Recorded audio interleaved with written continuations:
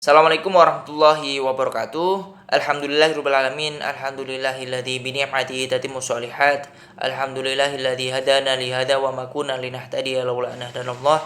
Assalatu wassalamu ala asyrofil anbiya'i wal mursalin sayyidina wa maulana Muhammadin wa ala alihi wa sahbihi ajma'in, amma ba'd.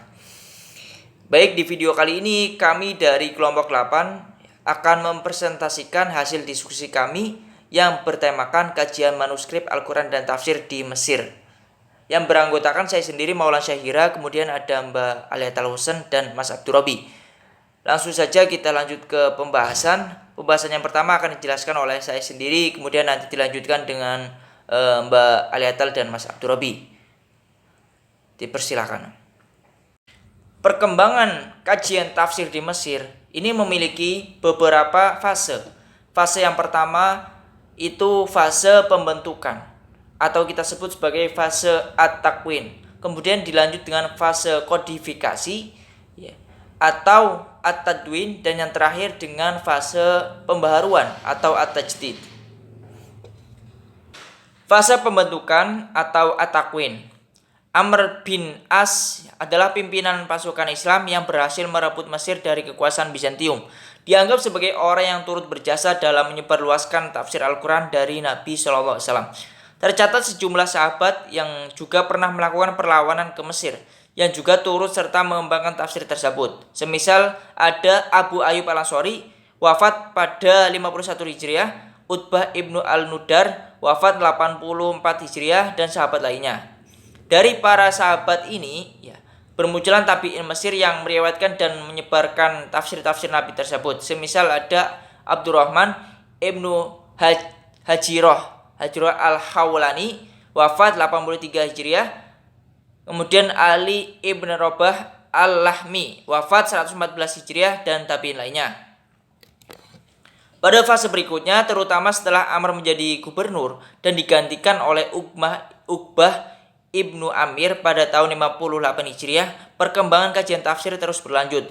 Beberapa sahabat dan tabi'in seperti Abdullah Ibnu Amir Ibnu Amr Ibnu As, wafat 56 Hijriah, Abdullah Ibnu Abbas, wafat 68 Hijriah, yang dikenal sebagai pendukung aliran tafsir Mekah, serta murid Ibnu Abbas sendiri yang bernama Mujahid Ibnu Jabar, wafat 103 Hijriah, Ikrimah Ibnu Abu Jahal, wafat 105 Hijriah, dan Hanas Ibnu Abdullah As-Sanani, wafat 100 Hijriah, sangat peduli terhadap tafsir Al-Quran. Dari para mufasir ini terlihat dominasi madrasah tafsir Mekah yang menjadi awal berkembangnya gerakan tafsir di Mesir. Ibnu Abbas yang dianggap sebagai tokoh mufasir mazhab Mekah bahkan pernah 2 kali mengunjungi Mesir yang berkontribusi pada perkembangan tafsir di sana. Jadi pada masa pembaruan ini, masa pembentukan ini dimulai dari dominasi madrasah tafsir Mekah yang menjadi awal berkembangnya gerakan tafsir di Mesir. Pada awal perkembangan tafsir di Mekah, 2 murid Ibnu Abbas seperti Mujahid dan Ikrimah berperan dalam mengembangkan tafsir. Meskipun mereka melakukan perjalanan ke berbagai wilayah, tafsir pada periode awal Islam di Mesir masih bersifat kondisional dan terpencar-pencar. Era penulisan tafsir yang terkodifikasi baru dimulai pada abad kedua Hijriah.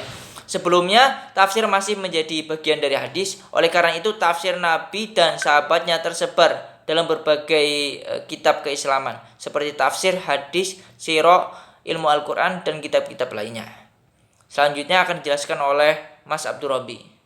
Saya akan melanjutkan masa kodifikasi Al-Quran manuskrip Al-Quran di Mesir.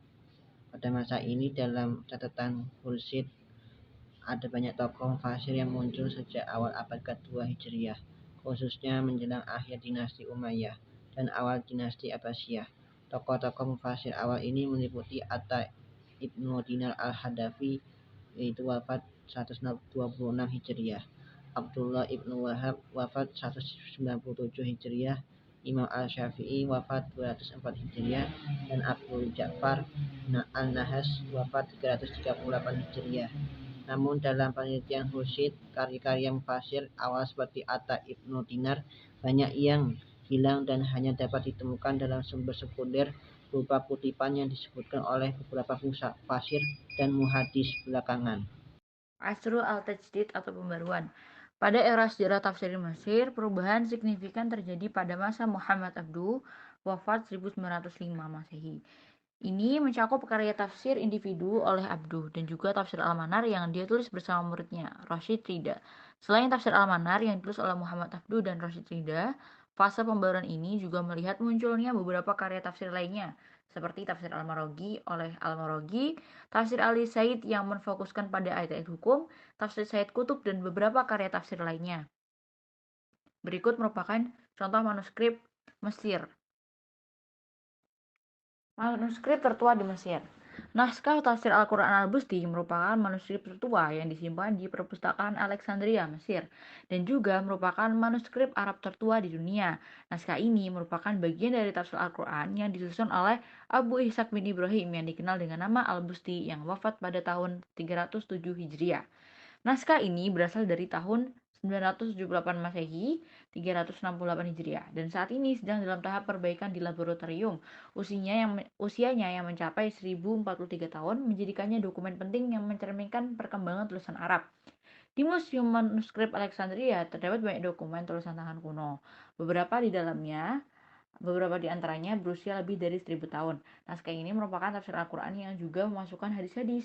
Dalam pendekatannya, penulisnya tidak mengubah teks Al-Quran, melainkan ia menyebutkan bagian dari ayat dan kemudian menjelaskan ayat tersebut dengan merujuk pada hadis-hadis yang relevan.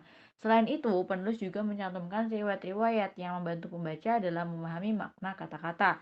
Naskah ini adalah salah satu dokumen penting yang mencerminkan kemajuan dalam penulisan bahasa Arab.